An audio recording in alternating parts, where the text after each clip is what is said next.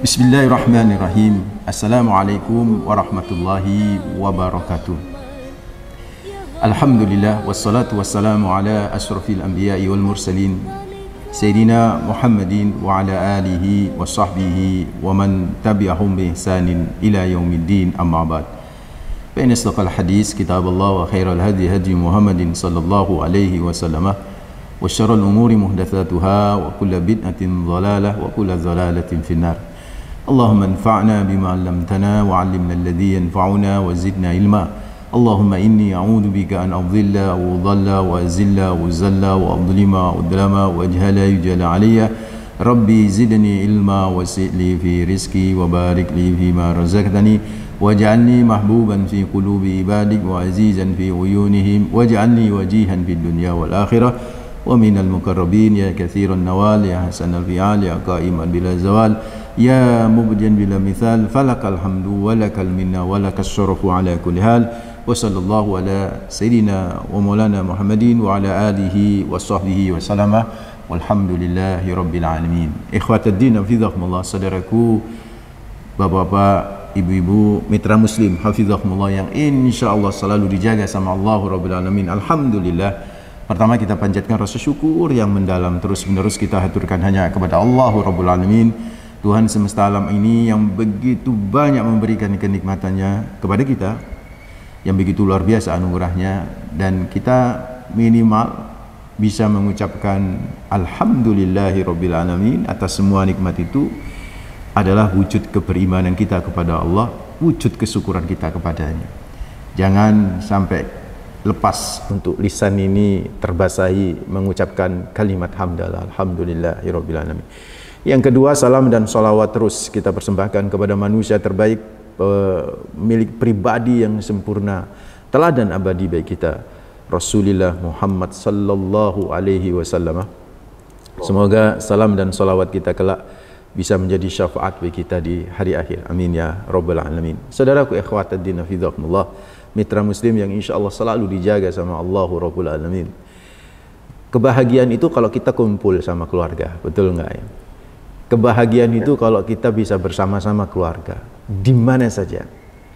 Dan biasanya kita bersama-sama dengan keluarga itu, saudaraku ikhwatadina hafizakumullah, betapa senangnya, ya kan? Exciting luar biasa, gembira luar biasa. Di suatu tempat yang tempat itu nyaman gitu loh.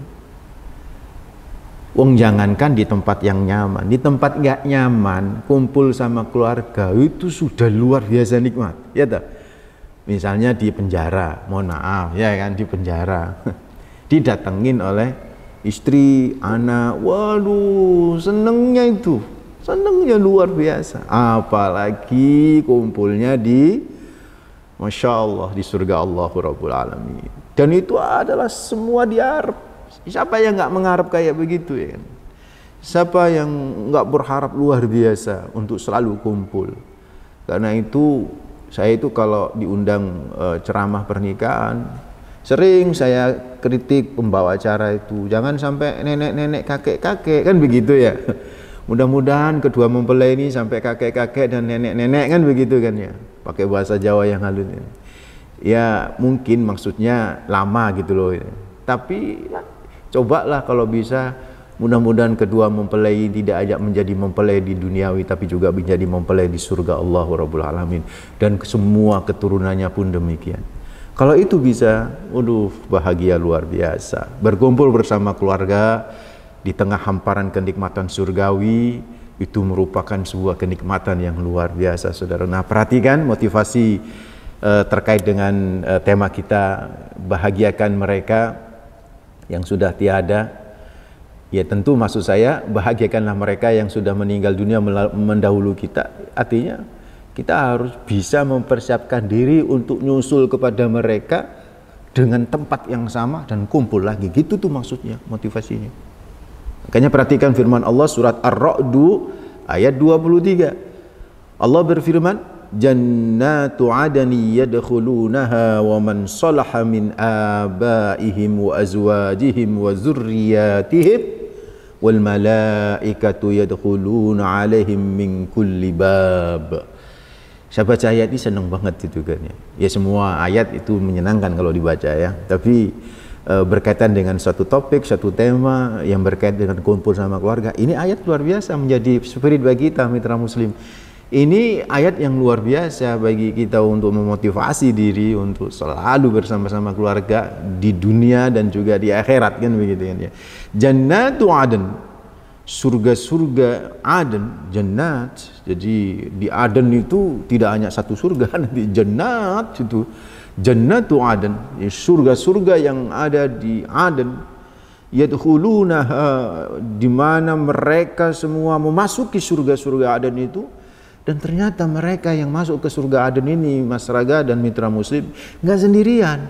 Wa man salaha min abaihim wa azwajihim wa dzurriyyatihim, bersama-sama dengan bapak-bapak mereka, orang tua mereka yang saleh, wa azwajihim, dan istri-istri mereka atau suami-suami mereka, wa dzurriyyatihim, dan anak cucunya kumpul kabeh. Bayangkan tuh. Mas Raga ya. Kan nanti suatu saat punya anak, anak punya cucu, cucu punya cici, itu bisa kumpul semua tuh. Bahkan yang saya bilang senang itu, kalau kita sudah kumpul nih, kita ketemuan, tiap saat kita ketemuan. Kita ketemuan, kita kumpul sama keluarga, tiba-tiba ada ketemuan orang penting di negeri ini misalnya. Kita senangnya luar biasa. Sambil ngucapin salam. Assalamualaikum ya Pak Raga. Gimana keluarga, baik-baik enggak? Begitu, wah senangnya luar biasa. Ini yang datang apa? Di setiap pintu itu yang didatengin oleh siapa? Malaikat. Wal malaikatu yadkhuluna alaihim min kulli bab. Dan malaikat mendatangin keluarga-keluarga ini yang kumpul semua di surga-surga Aden ini, mendatangin min kulli bab. Dari semua pintu itu didatangin. Semua malaikat itu datang semua. Masya Allah. Ini kan yang membuat bahagia kita kan? Dan sekaligus bisa membuat bahagia siapa? Orang-orang yang telah mendahulu kita. Bahkan menurut penafsiran Ibnu Katsir itu disebutkan, jadi orang-orang yang mereka cintai di dalam surga itu yaitu orang tua, istri dan anak keturunan mereka yang mukmin ya, yang penting mukmin, satu berimanan dan layak masuk surga, itu mereka dikumpulkan lagi itu. Sampai-sampai kalau ada sama-sama beriman, tapi kan amal solehnya bisa jadi berbeda-beda ya. Amal solehnya kualitas berbeda-beda. Mungkin ada di tingkatan di bawah, tidak di Aden gitu kan ya. Ada tingkat di bawah. Itu Allah angkat itu derajatnya. Kamu kumpul sama keluargamu tuh. Keluarga udah di Aden tuh. Jadi ada di surga yang di bawah itu dipanggil sama Allah. Kamu itu kan keluarganya Pak Raga, kamu keluarganya Pak Raga. Ayo kumpul. Itu Pak Raganya ada di surga Aden tuh yang tinggi itu kan. Surga Aden itu saudaraku di bawah satu tingkat dengan Firdaus. Bahkan yang menyatakan Aden Firdaus itu sejajar itu. Cuman jadi kalau kita lihat di penthouse, ada hotel kan nama tertinggi itu kan penthouse ya. Penthouse itu kadang dibagi dua. Jadi roof 1 dan roof 2. Jadi lantai 1, lantai 2. Jadi ya satu lantai tapi dibagi dua karena mungkin saking besarnya hotel itu. Jadi saudara ikhwatatina fidakumullah seperti itu. Dalam sebuah riwayat itu ada seorang hamba yang diangkat derajatnya sama Allah. Innallaha azza wa jalla yarfa'ud darajatas salihah atau la yarfa'ud darajata lil 'abdi salihi fil jannah fayaqulu ya rabbi anna li hadza. Ketika ada seorang yang tiba-tiba berada di surga Aden gitu kan. Padahal dia sesungguhnya amalannya biasa-biasa saja Mas Raga, mitra muslim. Tapi tiba-tiba dia berada di surga Aden. Dia terkaget. Seraya berkata kepada Allah, ya Rabbi, anna li hadi, kenapa aku bisa seperti ini ya? Kenapa aku bisa berada di tempat yang tinggi ini ya Rabb?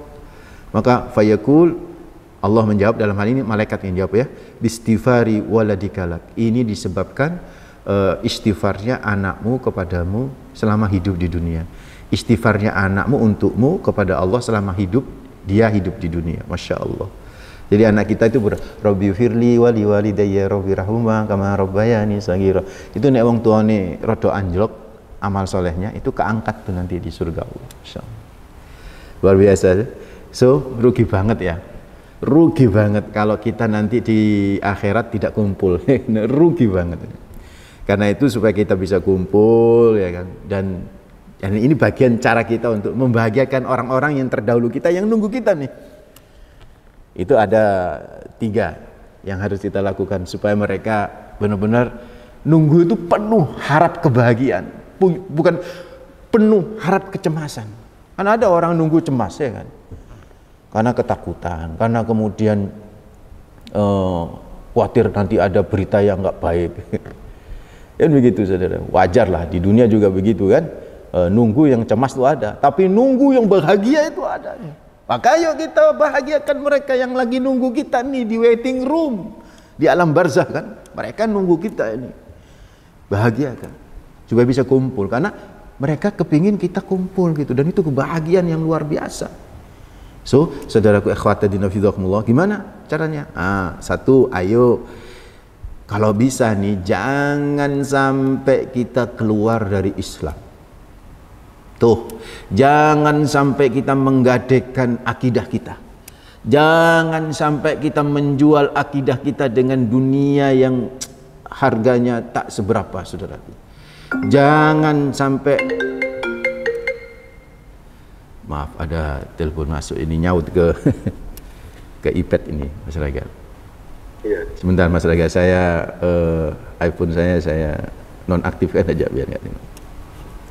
Jangan sampai saudaraku ikhwatadina fidzakumullah, kita ini Masya Allah luar biasa kalau kemudian kita benar-benar tidak bisa kumpul lagi itu. So, ayo caranya apa? Jangan sampai kita keluar dari Islam. Kenapa? Karena Allah sendiri ngasih apa? Ngasih garansi bisa kumpul lagi, cuman syaratnya itu yang pertama ini yang harus dipertahankan. Apa? Walladzina amanu wattaba'athum dzurriyyatuhum biimanin alhaqna bihim dzurriyyatahum wama alatnahum min amalihim min syai' kullu imri'in bima kasaba rahin. Orang-orang yang beriman dan anak cucu mereka, mengikut mereka dalam keimanan, harus dalam keimanan yang mengikut mereka. Kalau enggak dalam konteks sama keimanannya enggak bisa. Kalau sudah sama iman, kami hubungkan kepada al-haqna bihim dzurriyyatahum, kami kumpulkan dengan keturunan mereka yang sama-sama keimanan. Makanya surat Ali Imran tuh ya, Mas Raga, yang menyatakan, yang biasa dibaca di khutbah-khutbah Jumat juga.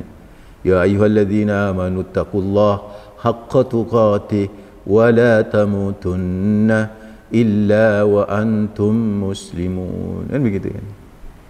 Illa wala tamutunna, itu tuh wala tamutunna itu takkid yang luar biasa. Jangan sekali-kali kalian mati kecuali masih berselimut keberimanan. Begitu saudaraku, karena ini yang jadi modal pertama dan yang utama untuk bisa kumpul lagi, membahagiakan mereka, orang-orang tua kita, leluhur-leluhur mereka yang ada dan telah mendahului kita. Sedih banget kalau kita keluar dari Islam, sedih banget mereka. Nanti saya akan utarakan sebuah hadis riwayat bagaimana mereka di alam barzah itu sedih banget kalau kita sampai keluar dari agama Islam, karena sudah nggak jadi keluarga lagi masalahnya di akhirat. Rugi banget ya nggak ya? Oke, yang kedua gimana caranya supaya mereka bahagia kumpul lagi di sana bersama mereka nanti? Ya, gembirakan dengan amal soleh, gembirakan mereka yang telah mendahului kita dengan kita apa? Banyakin amal soleh, Mas. Mitra Muslim, banyakin amal soleh. Allah berfirman, ini bisa direnungin. Allah berfirman di surat At-Taubah ayat 105. Oh, ini enggak disebut ya, di artikel saya enggak disebut ayatnya, suratnya. Itu kalau enggak salah surat At-Taubah 105. Wa qul i'malu fasayarallahu amalakum wa rasuluhu wal mu'minun wa saturadduna ila alimil ghaibi wasyahada fayunabbiukum bima kuntum ta'malun. Kata Allah Rabbul Alamin, wa qul i'malu, katakan ya Muhammad kepada umatmu, i'malu, bekerjalah kalian, beramallah kalian. Sudah tentu beramal ini beramal soleh ya. Kenapa? Fasayarallahu amalakum wa rasuluhu wal mu'minun, karena nanti Allah akan melihat amalan kalian. Gak hanya Allah yang melihat, Rasul pun akan melihat amalan kalian. Gak hanya Rasul yang melihat. Wal mu'minun, orang beriman pun akan melihat amalan kalian. Nah, disinilah kata-kata orang beriman. Kalau Allah melihat amalan kita itu kan anytime, kapan saja kan, sampai hari kiamat kan begitu kan. Rasul, kalau orang beriman ya, saya nggak ingin menafsirkan Rasul dulu. Orang beriman kata Rasulullah, beramallah kalian beramal soleh, maka orang beriman akan melihat amalan kalian. Orang beriman itu yang maksudnya siapa, Mas Raga? Orang yang masih hidup atau orang yang sudah mati? Kan nggak disebutkan di sini. Berarti dua-duanya masuk. Yang hidup, orang beriman yang hidup dan orang beriman yang telah mendahului kita akan melihat amalan kita. Itu begitu kata para ulama. Itu penafsiran Ibnu Katsir seperti itu sambil mengungkapkan sebuah hadis. Ini saya bacakan hadis. Inna a'malakum tu'radu ala aqribaikum wa asyairikum fi kuburihim. Sesungguhnya amalan-amalan kalian akan diperlihatkan, akan dipertontonkan kepada kerabat-kerabat kalian dan keluarga-keluarga kalian fi kuburihim, di alam kubur mereka.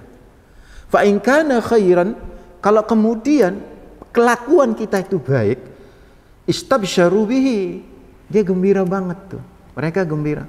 Wa in kana ghaira dzalik, kalau tolah-toleh, Mas. Yang hidup di dunia itu amalannya tolah-toleh, bukan soleh, toleh. Kan toleh itu lawan dari kata soleh. Iya toh. Jangan kasih nama Muhammad toleh. Itu Muhammad nggak soleh kan begitu. Ini saudaraku ikhwatiddin fillah, kalau tidak soleh, akeh maksiat, bahkan sampai keluar dari agama Allah Rabbul Alamin, langsung ini yang di alam kubur itu berdoa, Allahumma alhimhum ayyamalu bi ta'atika. Ya Allah, berilah mereka inspirasi, ilham supaya tetap beramal dengan ketaatan kepadamu. Ini riwayat Imam Ahmad bin Hanbali. Juga ada banyak riwayat seperti itu dengan jalur yang berbeda-beda, saudaraku. Dan ini yang dipakai oleh Ibnu Katsir. Ada di tafsir Ibnu Katsir ketika menafsirkan At-Taubah 105. Bisa dicek nanti ya, mitra muslim yang mungkin seorang ustadz, seorang dai kok kaget kayak begini, ya bisa dicek lagi nanti. Dan ini menggembirakan bahwa sesungguhnya saudara-saudara kita yang telah mendahulu kita itu sungguh mereka bisa melihat apa yang kita lakukan. Mereka bisa melihat apa yang kita lakukan. Mereka bisa mendengar apa yang kita bicarakan. Tapi kita tidak pernah bisa melihat mereka dan tidak bisa pernah mendengar mereka. Karena itu saudaraku, bahagiakan dengan amal soleh. Karena mereka, coba sampai tolak-tolak amalan muna, ben kumpul maneh gitu loh. Mungkin begitu ngomongnya. Ini kan imajinasi saya saja. Tapi secara prinsip keagamaan, mereka bisa berbicara dengan bahasa mereka. Nggak bisa kita dengar. Ya kan? Buktinya mereka berdoa kepada Allah Rabbul Alamin di alam kubur itu. Jadi saudaraku ikhwatiddin, memang nanti jadi perdebatan di kalangan para ulama misalnya. Loh kan udah dikubur kok masih bisa beramal lah. Kita nggak mau masuk ke situ. Saya hanya memotivasi saja mereka bahagia kalau kita beramal soleh. Itu saja. Ayatnya jelas, hadisnya jelas. Oke? Nggak usah masuk ya ke diskusi dan perdebatan seperti itu. Saya nggak mau. Oke. Jadi saudaraku ikhwatiddin fillah, itu ya luar biasa kan. Makanya ketika ada hadis idza matal insan in qata'a anhu amalu illa min salasatin, ketika terputus amalan manusia karena kematiannya, itu hanya 3 yang menyambung. Yang pertama apa? Shadaqatin jariyah, sedekah jariyah. Yang ketiga apa? Ilmu yang manfaat. Kemudian yang kedua ilmu yang manfaat. Yang ketiga adalah anak yang soleh yang selalu mendoakan. Loh, anak soleh berarti anak yang beramal soleh. Artinya orang-orang yang masih hidup masih menjadi penyambung amalannya itu. Jadi kalau toh di kuburan itu dia berdoa, itu bagian daripada sambungan amalan orang-orang yang hidup itu, saudaraku. Karena mereka sedih melihat kita tolak-toleh di dunia, bermaksiat bahkan sampai keluar dari agama Allah Rabbul Alamin. Ini yang pertama, saudaraku. Saya tuntaskan aja ya biar nggak ada nggak ada episode kedua dengan bab ini. Nanti kita bab lain insyaallah. Yang kedua, apa yang harus kita lakukan supaya mereka bahagia, saudaraku ikhwatiddin fillah, menunggu kita untuk bisa bareng-bareng lagi. Yang kedua adalah seringlah berdoa. Yang ketiga. Tadi yang berapa tadi? Yang ketiga, maaf, yang ketiga, sorry, alhamdulillah bisa diingatkan. Yang ketiga, seringlah berdoa plus berziarah. Mohon maaf nih Mas Raga, saya dulu tuh Mas Raga orang rasionalis dalam beragama. Jadi kadang-kadang merasionalisasi syariat juga. Dulu sebelum nyadar gitu loh ya. Jauh beberapa tahun yang lalu. Awal-awal mahasiswa biasa ya. Mahasiswa itu kan liberal, sebagian maksud saya. Saya pada waktu mahasiswa itu liberal. Liberal. Saya nggak menuduh mahasiswa liberal ya. Saya dulu mahasiswa itu liberal, rasionalis. Diajaklah sama saudara saya, ayo kita ziarah ke kuburan bapak, misalnya begitu kan ya. Saya dulu bilang begini, lu buat apa? Doa udah cukup. Oh, usah sering-sering ziarah gitu kan. Saya bahkan dulu ngeritik, kenapa harus berbondong-bondong berziarah? Bukankah ketika kita berdoa udah nyampe gitu. Kan logis itu ya. Rasional banget gitu loh. Kan udah nyampe dan bener udah nyampe. Perhatikan surat Al-Hasyr ayat ke-10, nanti bisa dicek ya. Jadi orang-orang itu walladzina ja'u min ba'dihim yaquluna rabbana ighfir lana wa li ikhwanina alladzina sabaquna bil iman wa la taj'al fi qulubina ghillan lil ladzina amanu rabbana innaka raufur rahim. Nah, itu kan. Jadi kita berdoa, ya Allah ampunilah kami dan ampunilah orang-orang yang telah mendahului kami. Berarti kan doa itu nyampe kepada orang yang meninggal dunia, ya kan? Terus ketika kita sholat jenazah kan kita juga ada doa ya. Allahumma ighfir lahu warhamhu wa'afihi wa'fu. Kan nyampe gitu kan ya. Padahal udah terbujur kan sebagai jenazah kan, sudah nggak ada sudah terbujur kaku gitu kan ya. Kita sholat itu kan, itu nyampe kan. Artinya doa itu nyampe kepada si mayit itu, orang yang ada di kuburan itu nyampe saudaraku ikhwatatina fillah. Nah, gara-gara itulah saya kemudian dulu ya mitra muslim jangan gagal paham ya kan. Dulu mahasiswa saya itu liberal, sok rasionalis lah gitu kan ya. Cukuplah kita berdoa, nggak usah berpayah-payah datanglah ke kuburan. Buat apa? Gitu saya bilang gitu. Ya Allah, ternyata dalam pelajaran pendalaman syariat yang saya baca, ternyata Rasulullah itu masih sering ke Baqi. Tahu Baqi ya Mas Raga? Baqi itu pemakaman para sahabat. Di situ ada 10.000 sahabat dimakamkan di Baqi itu. Ada istri Nabi, ada anak-anak Nabi juga dimakamkan di Baqi itu. Masya Allah saudaraku ikhwatuddin, luar biasa begitu kan ya. Rasulullah itu nanti cek di kitab-kitab Sahih Bukhari dan sebagainya. Rasulullah Muhammad SAW itu pernah suatu malam itu keluar dari rumahnya, dibuntutin sama Sayyidah Aisyah. Ada apa ya Rasulullah kok malam-malam keluar? Ternyata Rasulullah ke Baqi. Terus mengangkat tangan 3 kali berdoa. Dan di Baqi beliau itu lama banget. Ya hadisnya saudaraku ini riwayat Imam Muslim ya. Summan talaqtu ala istrihi hatta ja'al Baqi faqama fa'atala al-qiyam summa rafa'a yadayhi salasa marrat. Kata Sayyidah Aisyah, saya nututin Nabi, kemana tuh Nabi yang malam-malam itu ya? Ternyata saya tututin, nyampe lah kemudian di Baqi. Nabi ternyata di Baqi. Faqama, Nabi berdiri di Baqi itu di